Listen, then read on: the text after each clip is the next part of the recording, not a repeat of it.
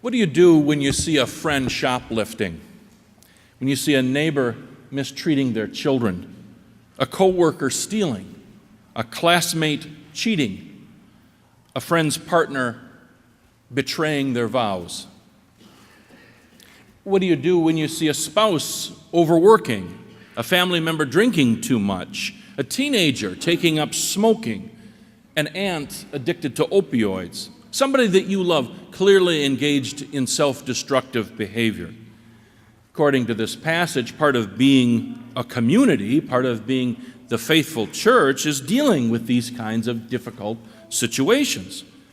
And remember that this passage isn't directed at other people.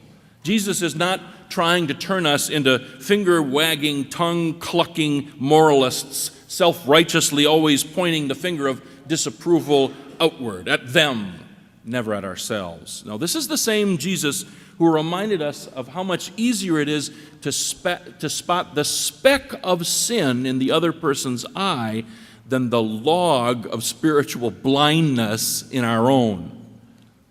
No, the troublesome, irksome wrongdoers that Jesus is talking about in this passage is not them, it's us.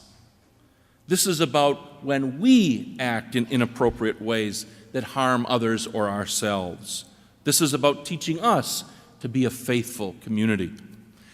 This passage the passage that immediately follows after this one in Matthew's Gospel is Peter asking about the nature of forgiveness. How many times should I forgive a member of the community who does me dirt, who does me wrong?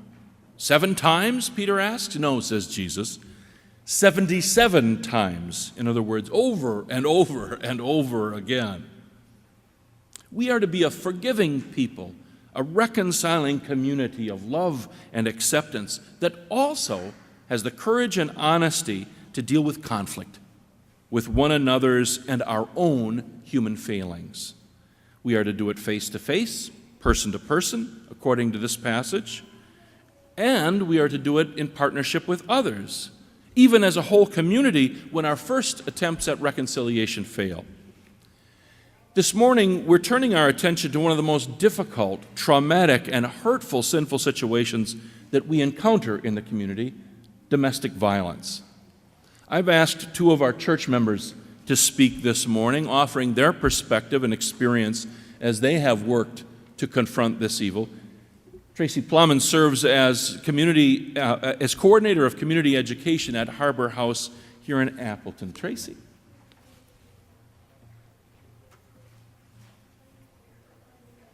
Good morning. Happy Father's Day. Kind of a hard subject for Father's Day. My name is Tracy Plowman. I am the community education coordinator at Harbor House. So my job is to go out into the community or bring the community in and try to break through 2 of the biggest barriers that we have in this issue. And the first one is that trying to help raise awareness and educate people about what domestic violence really is. Most people in our society think they know what it is, and they focus on the physical part of it. And if the physical part of it isn't there, they don't think it exists. But in reality, there's a whole lot more to it, and the physical part of it is the escalating part of it, not the day-to-day stuff that families go through. And the other is just to educate people about, I feel like I'm way too loud, Harbor House and domestic violence services. Most people think that we're a shelter and that we provide shelter for families. But shelter is one program that we have. We actually have 9 different programs, and one of them is mine. I had a conversation with Pastor Steve this past week and tried to really think about what was the most important message that I want people to understand. And I think that one of the most important ones is that we have to stop looking at the victims in these situations and start looking at the people who are perpetrating them. We often, when we look at domestic violence, we say, well, what could they do different? What did they do wrong? How could they fix it? They should leave. And one of these things is a crime and one of them is not. Committing an act of domestic violence against somebody is a crime and you can be arrested. Not leaving an abusive relationship, not a crime. But we always tend to side on that end and go, well, why don't you do this? And most people don't understand what a real hornet's nest trying to leave is. Like the fact that somebody trying to leave in a relationship is at a 75% higher risk of being seriously injured or murdered when they leave, not when they stay. And so fear is the biggest reason.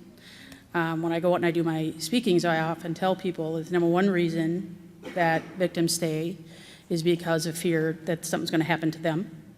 Secondly, many of the perpetrators threaten to hurt themselves. I will kill me, or I will hurt me if you leave me. And number three is I'm going to take the kids. And I can tell you as a parent, that's a pretty huge deterrent. I would not leave without my children.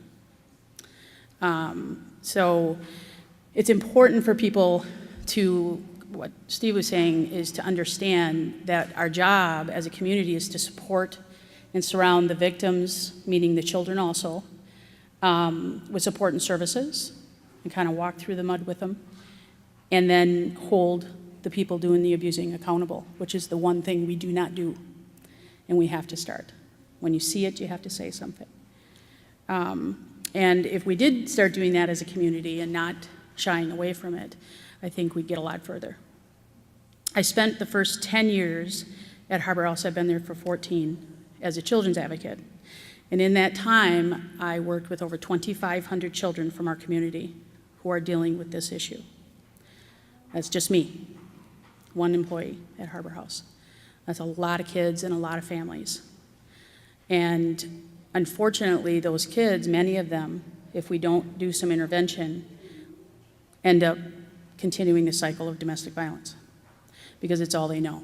They also end up living their life through a trauma lens. They react completely out of trauma. Most of us see that as bad behavior or mental health issues or criminal behavior, but the truth is it started out when they were children dealing with trauma that was happening in the home. So I am here actually today as a partner of Voices of Men. Harbor House is one of the partnering agencies, so I'm here to support Rick. Thank you.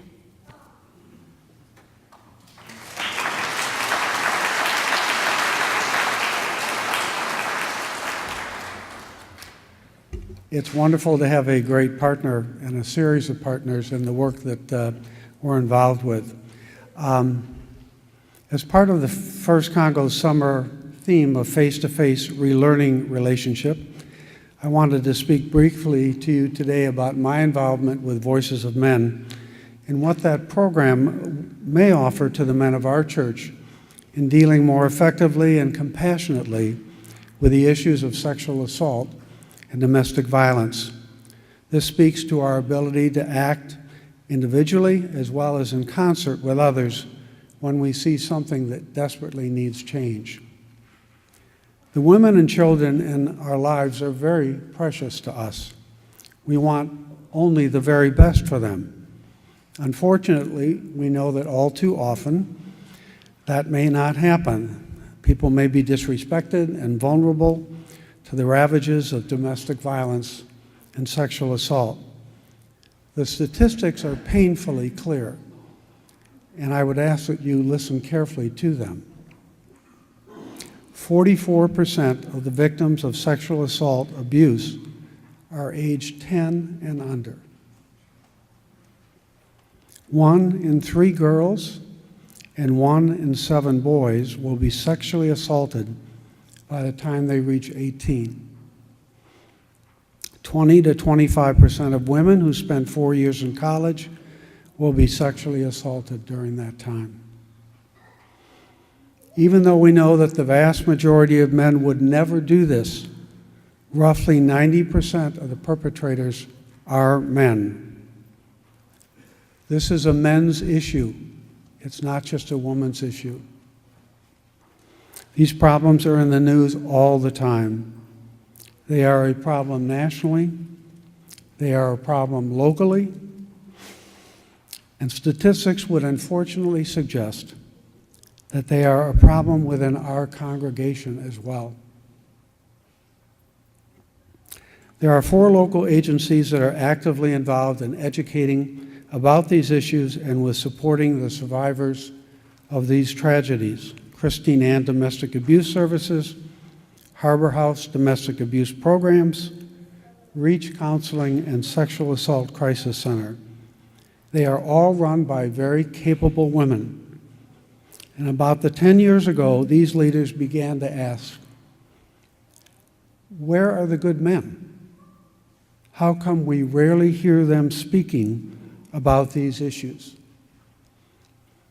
From that concern evolved an organization called Fox Valley Voices of Men, which I've been involved with from early on.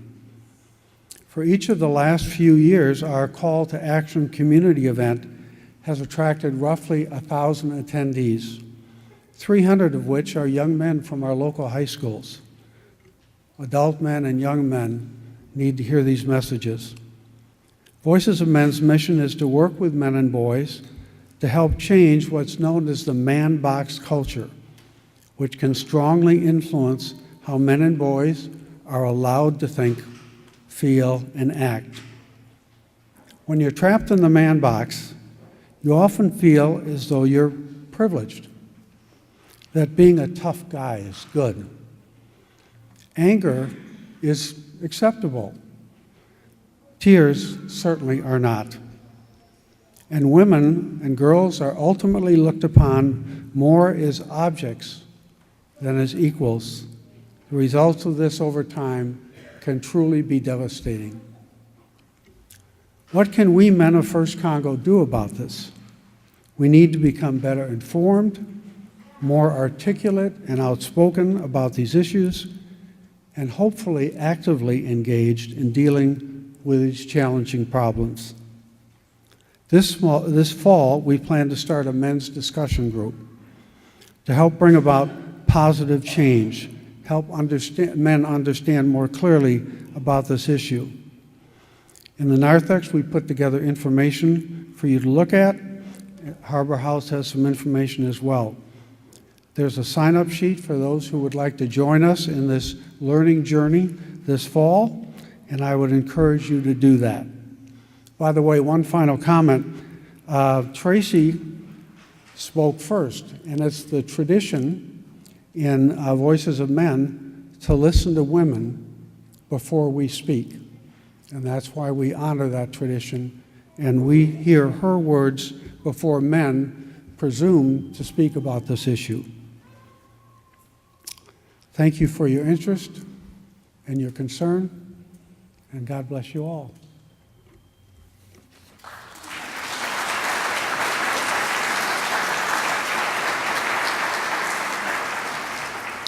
Thank you, Tracy and Rick, for sharing your thoughts, wisdom, and experience. Near the end of our passage this morning, Jesus accords the community of the faithful seemingly tremendous power. You heard the translation this morning, a yes on earth is a yes in heaven. And the NRSV, it says, truly I tell you, whatever you bind here on earth is bound in heaven, and whatever you loose here on earth is loosed in heaven. I know it seems foolish to think about this comparatively few number of us here at First Congo being given that kind of power, yet person to person, face to face, neighbor to neighbor, you and I encounter so many people on a daily basis, and the love, forgiveness, acceptance, wisdom, guidance, and concern that we offer them can make a real difference in their lives. Think of what a difference that those things have made in your life as those around you have shared their love, wisdom, and concern. That's power. That's power.